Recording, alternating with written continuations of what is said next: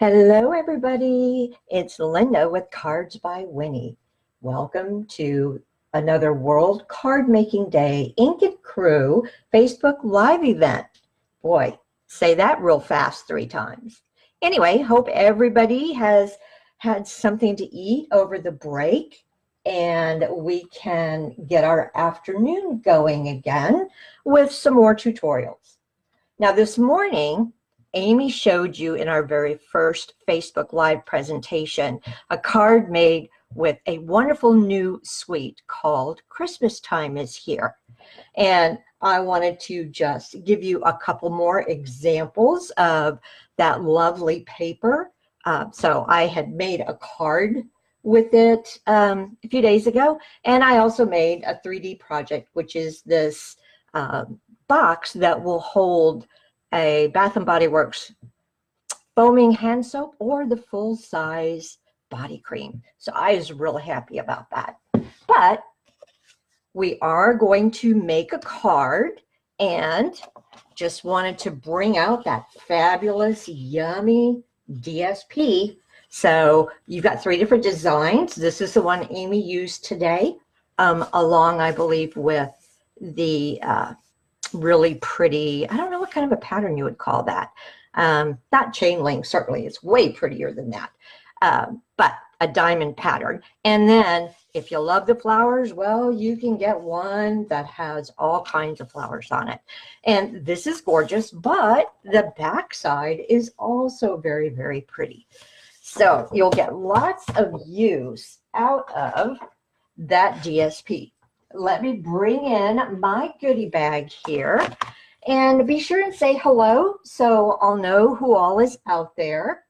But we're going to be using some cherry cobbler since that is, we believe, the predominant color in the DSP, along with garden green, and I think there's also some early espresso.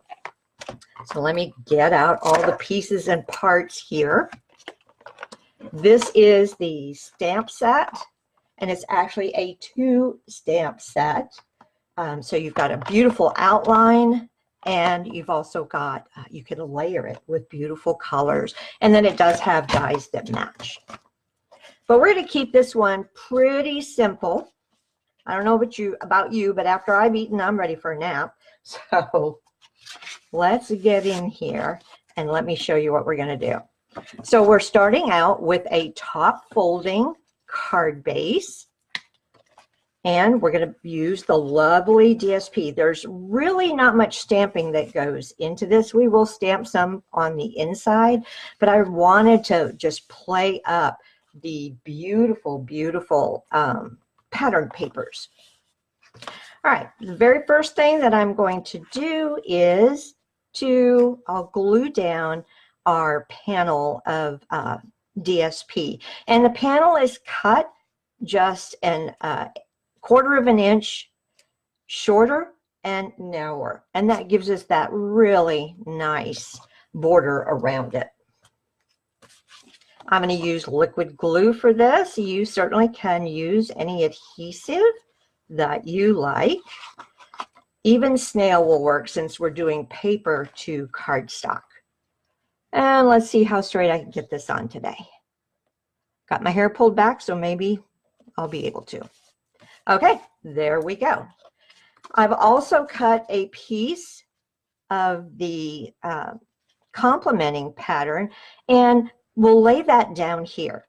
One thing I want to do first, though, because we're going to be using some dimensionals, and the paper is pretty flexible, I'm going to back it with a piece of cherry cobbler cardstock. And this measures 5 1/4 by about 1.5 inches, which is the same size as our pattern paper. For this, I will use my liquid glue,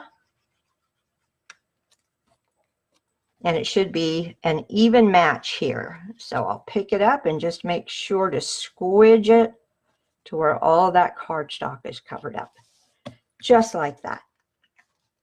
I also want to put some ribbon on here. I just thought it would be really pretty to have that definition. And the suite has this beautiful gold ribbon. And it's not a bright gold, like for instance you would see on our metallic edged ribbon. This is what I would call a very soft gold. It's just gorgeous.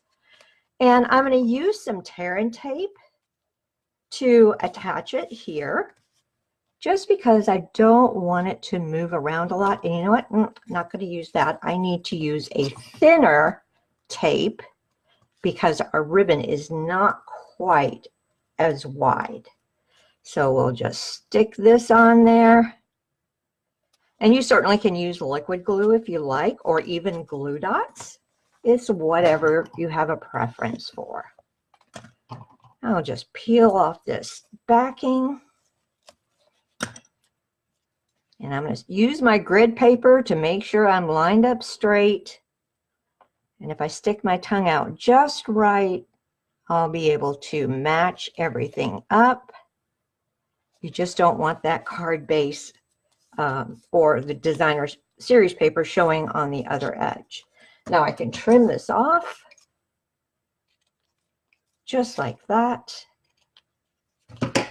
And I will use glue dots to secure that to the back. I don't see anybody on yet. I hope you all are able to see me. I did a test this morning and it looked like I could just do the live right from the Ink and Crew page. All right, so we'll take and fold that over. Well, I guess I didn't get the glue dot very well on that one. Let's try that again. There we go. All right. So by backing that DSP with cardstock, I was able to have the ribbon lay on there nicely, and now I'll be able to prop it up without it going wobbly on me. So I'll bring out my dimensionals. Look, brand new pack of dimensionals. And also, since I back the DSP with the cardstock, I won't need to use quite as many dimensionals. And no, Mary, I'm not cutting mine in half. So we'll just put a few like that. I think we'll be fine. All right. If you ever have a problem with the backing not releasing from your dimensionals, if you stick your thumb in the center, it will naturally lift all the backing, making it very, very easy to peel away. So just like that, I told you this was going to be a pretty fast one here. Oh, come on. There we go. And now I'm going to stand this up just because that helps me eyeball it a little bit better to make sure I have it on there straight. And there we go. The last thing I want to do to the front is put a sentiment on. Now, I know it's not Christmas yet. And if you make this card for Christmas, it's not one you're going to mail next week. But just know you can really use any sentiment that you want with this. In the stamp set, it has some really nice sentiments. I like the "May this Christmas fill your heart with warmth and love." And I stamped that in garden green onto a rectangle piece of paper that was cut with the rectangular stitch dies. And I thought we'd go ahead and put that right there. Kind of another transition between our DSP panel and the popped up part. So since our DSP, our complementing DSP, is propped up on dimensionals, that means on the back of this, I need to put dimensionals, but I can just glue it down on the front. And that will keep everything at an even keel. So a few more dimensionals here. So pop up across the top. Probably only need 2 there. And then use the liquid glue along the bottom. The other thing is this also will make sure that you don't trap your ribbon bunched up or anything, because we know we don't like how that looks. Let me get out my reverse tweezers here. And let's see if I can get this down straight. I'm thinking right about there works for me. Whoops. Well, it would help if I took the dimensional backings off. So there's my boo-boo for the day. But that's one that's easily fixed. All right, let's try this again. Same position. Right there, I'm going to pick it up, and before I press those down, and just make sure I'm happy with the placement. All right, so we've got that done. What else can we put on here? Where are there's some beautiful gold dots. Here they are, that complement this and are part of that suite as well. And let me just get out my little pokey tool here, and I'm going to do 3. I'll do the medium size up here, I think, and then I'm going to do another medium size. Come on, sticking to my finger. It's my magnetic personality again. Okay, you want to be nail art. I get it. Let's just try another one. There we go. So I like to do things in a triangle, so I'm going to put one down here as well. And if you want to get really fancy, you could put one in every one of those little holes where the pattern meets up in the DSP. But that's a little overboard for me, so I think my last one is going to go right here on my sentiment panel. All right, so that was pretty easy. But I don't generally do the inside until I know who it's going to when it comes to just everyday cards. But Christmas cards are a little bit different. So I did cut out a panel that's 5 1/4 by 4 inches to put on the inside. But I thought we'd do at least a little bit of stamping. And one of the things I wanted to point out is you might think that the only thing you can use this for is stamping the outline image and then filling in all the pieces and parts, right? Well, not really, because the pieces and parts are not all attached. So your flower is separate from this set of greenery, this set of greenery, that set of greenery, and all the little berry ones. I'm just going to grab one group of greenery, being that one right there, and let me get, where's my block? Okay, who moved my block? There it is. And we'll just get that on there. And I'm going to use the garden green, just like we did for the sentiment, because I think that color will go very nicely with it. So here's my garden green. And when you're stamping an image, especially a floral image, I always like to bring it at least part way off of the corner, because I just think that makes it look a little bit nicer. I mean, if we did it right there, it might look like it was an afterthought, but just by pulling it over here and angling, when I put it down, now it looks more like it belongs there. That's pretty, but I'm going to do one more up here. And I'm pretty happy with that. Now, I can put in there really anything for the inside sentiment, but I'm going to keep with our dies because there's a nice big sentiment in here that says Merry Christmas. So I thought that would be a good one for us to work with.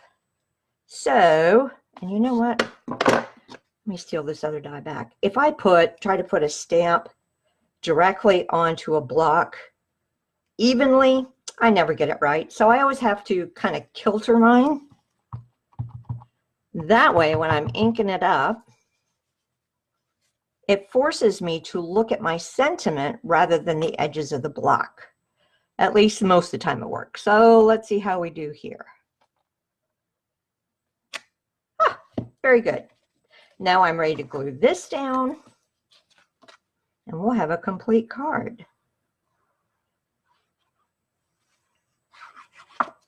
Here we go. Just slide that right in the middle. Lovely. All right, one more thing I want to do, and then we'll be done. And you know how when you're getting ready for a night on the town and you have a beautiful dress on, but we need stuff to finish it off, right? You got to wear your jewelry. You have to kind of sparkle it up.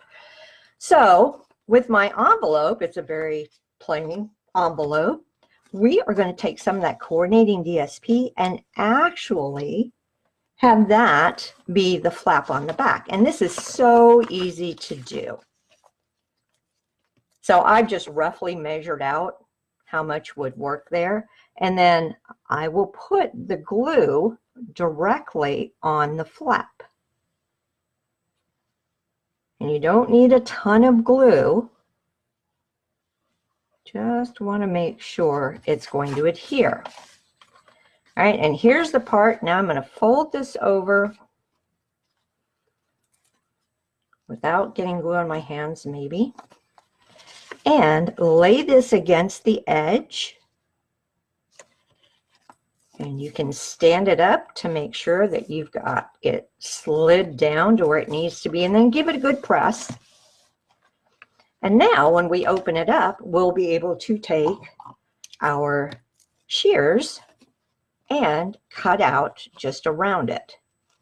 And this is going to dress up our envelope and make it ready for delivery. And it's pretty easy, just follow the lines. I probably could have used my long scissors for this, but the short ones will work. Just follow the angle. Almost got it done here.